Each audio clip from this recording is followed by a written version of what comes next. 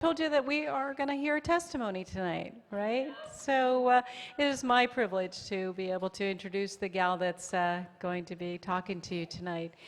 Um, and you know, the song talks about being new and being created new. And I have watched Renee become created new. I have watched her from the very beginning change into this woman that is godly, and that she is got integrity, and she is giving, and she's just wonderful.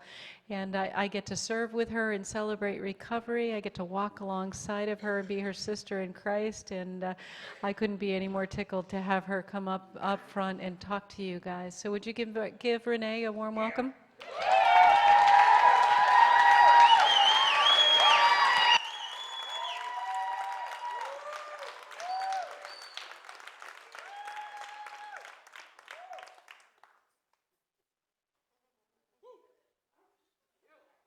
Yay, look at that. I'm green now.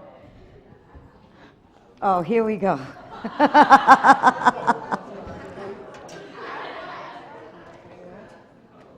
Okay, people. Really, I need sunglasses or something. Okay. Well, hello, everyone, and welcome to hear my story tonight. I'll tell you right now, I'm very nervous. This is out of my comfort zone, I'll tell you. But I guess, okay, we're just going to start. We're going to start from the beginning. And my name's Renee, and I'm a believer in Jesus Christ who suffers from many addictions. And so, hi, everyone.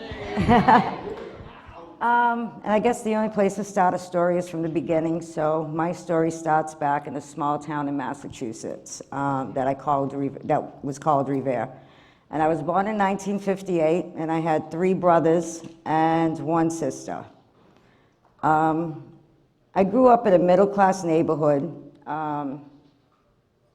which was like a very prominent Italian neighborhood, and I'm French and Irish. You know, here we are moving into this Italian neighborhood that was very ornate, and we're just moving in very simple people, you know, and I just didn't feel like I automatically just didn't fit in right there, you know, and then I just remember when I was young, I was teased a lot because I was a little chubby child. Couldn't think of a better way of saying that. And my mom would make all my clothes for me and stuff like that, so I'd be teased a lot about that. And then this is funny. I remember one time we went to Sears. My mom said she's going to take me out to buy clothes. You know, I started getting older, so she had to buy clothes for me and instead of making them anymore. And we went to a department in Sears, and it was called the Chubby Department. And I swear to God, look it up on Google. There is a picture of a little chubby girl with flowers going around her. I swear, it was really sad. But so that was like my first addiction was food, you know. It was just comfort, you know. So at the beginning, I tried to fit in. I wasn't accepted. Life was really hard for me. I never quite could fit in with anybody in that neighborhood or anywhere. So I stayed a lot to myself, and sad part is my parents wouldn't even let us have a pet. Like, I couldn't have a cat, couldn't have a dog. I collected butterflies, but they were dead. But you know, it's like, this is the closest I'm getting to a pet right now, so I would be okay with that. Crazy little girl. But then when I was growing up, we lived in, this house was just a house of secrets, and I witnessed something happening to my sister that I wasn't supposed to. And this is where I automatically started keeping secrets, you know, keeping the family secrets. And then just before my teenage years came, those things started happening to me, and that's when my secrets became nightmares. And back then, I just thought that's how every home was, you know? Everybody had these types of secrets, and you just didn't talk about it. You know, this was going home with Susie over there and Joey over there, you know what I mean? And I just thought you just lived, you know, that, you know, and In my house, my dad was a weekend drinker, and my mom, I look at it today, she was the enabler of the family. You know, she would get dad whatever he wanted, and dad would drink it was like a gallon of whiskey from Friday night till Sunday morning, and it would be gone. He'd sit at the table. Is my face red yet? Yes, Dad, your face is red. Okay. You know, and it was just the way, this just how I had to deal. And he would verbally abuse my mom. You know, he never hit her, but I just remember hearing the words come out of his mouth, and sometimes I just wanted to go at him, you know. It was just a lot of pain. But my mom accepted it. She just accepted it. That's how life was, you know. And, let me see where I'm at now.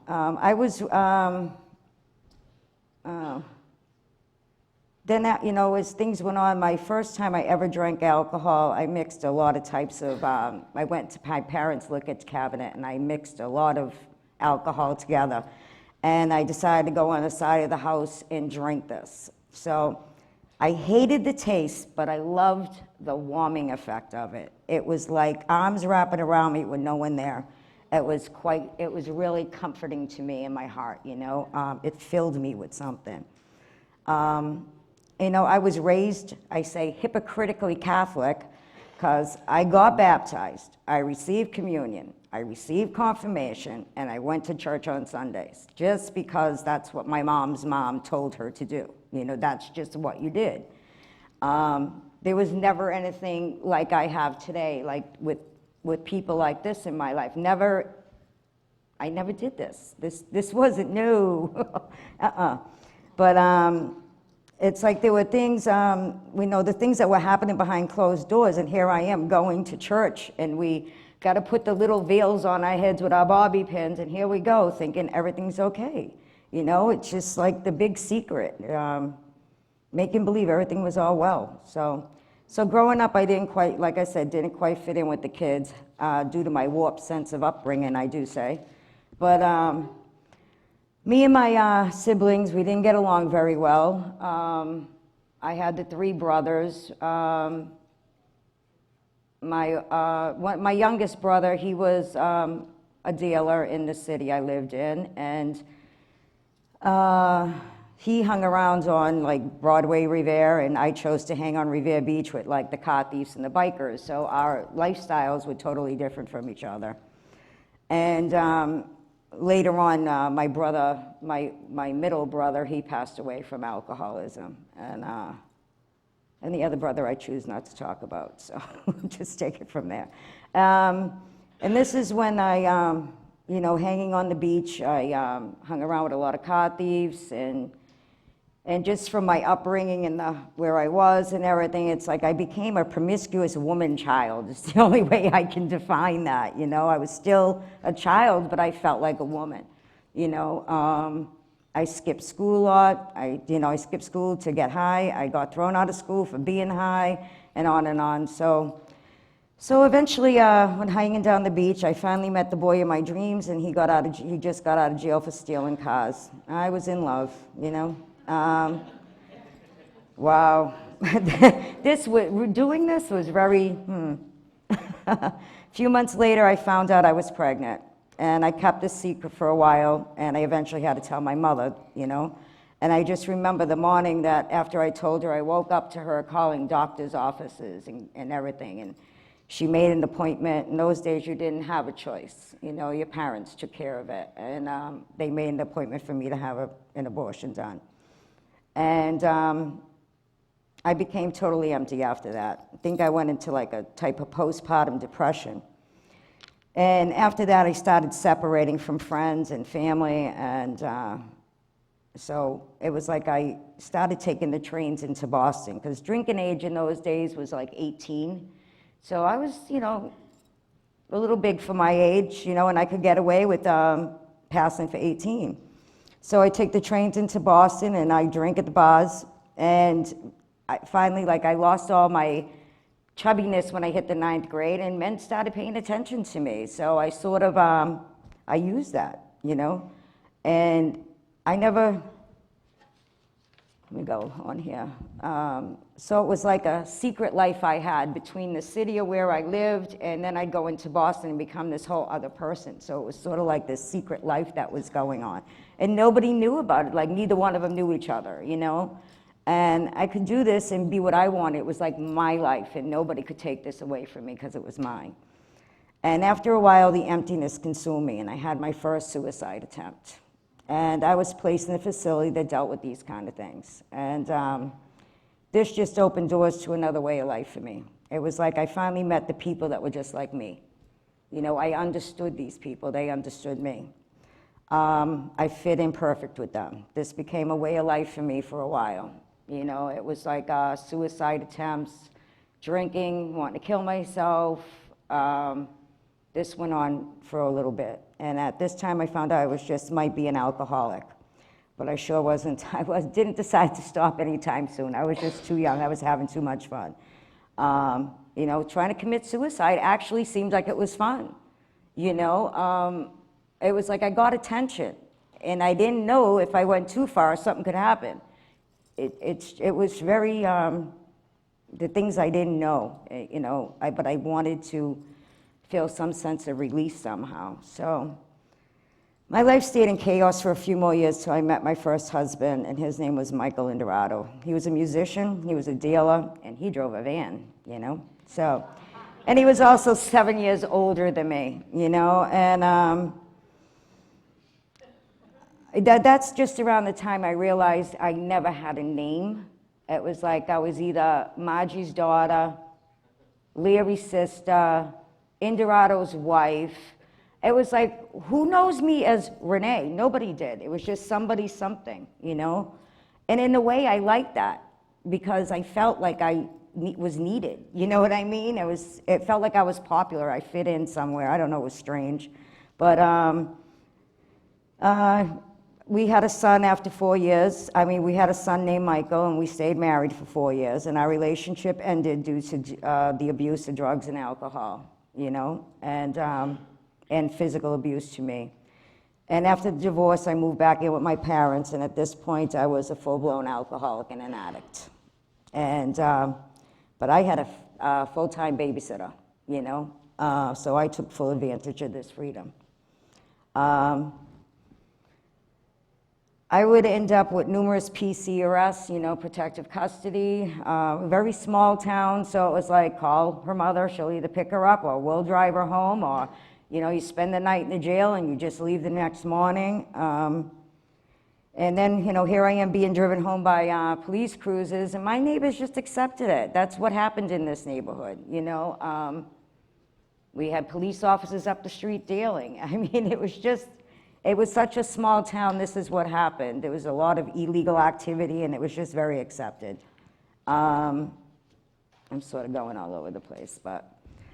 And eventually my mom got tired of being the built-in babysitter, and she wanted me to get help.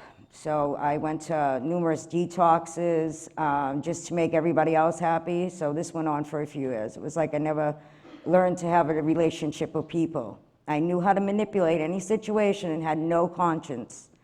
And I didn't have any consequences for any of the actions I had. So, and being in detox, I felt like I fit in yet again because they were people like me, you know. So guess what happens next? In detox, I meet husband number 2. Yes. And let me tell you, life just got crazier from there, you know. That's a whole nother story for a whole nother time. But we got married after a month of knowing each other. He proposed to me in Faneuil Hall. He got down on his knees, oh, so drunk, please marry me. Oh, yes. You know, it's just amazing. Oh, God, I look back at it today like I don't believe. Yeah, so we got married after a month of knowing each other, and I thought I was in love yet again. But about a year later, I delivered my second son. His name is Nicholas, and our relationship lasted for 30 years. And like I said, that's a whole other story in itself. So my sons were raised in this very dysfunctional relationship, and I live with a lot of guilt and remorse due to that, you know. But I love my sons with all my heart and more, and they know that today, you know. They see the woman I've become today. I see the sons that I raised today, you know, and it's just amazing seeing that. So after our marriage ended, I moved back here to Sarasota, and this was one of my very low points in my life. I felt like a part of me died, like I lost a part of me. And even though it was an abusive relationship, it was what I was used to. And something was removed from me. I didn't have anybody to take care of anymore. I couldn't, and I was just distraught over it. And I don't know how men can just jump out of one relationship, bam, right into the next one. Really? You in love again? So, you know, but it's amazing, you know. It's amazing. So it was like one of the low points coming back here, and I felt, like I said, a part of me died. And my son, I used for a little bit more when I got here, but I told my son Michael, I was told by my son Michael, sorry, that I needed to go to the Sally either inside or outside. So guess what? I chose inside.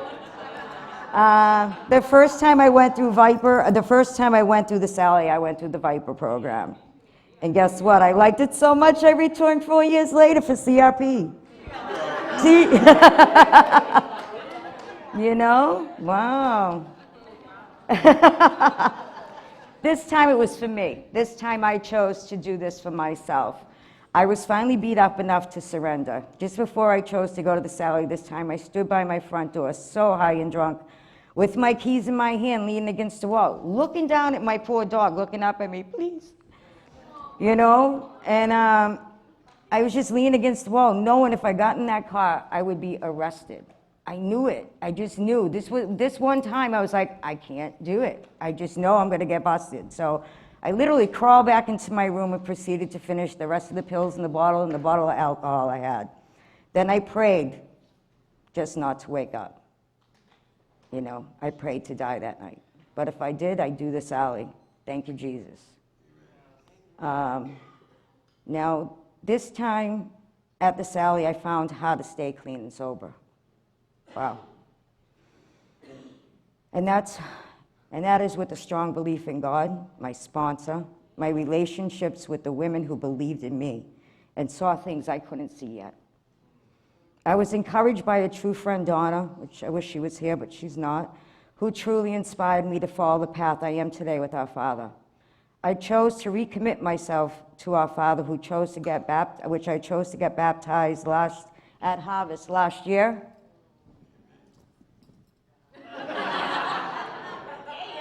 Yeah!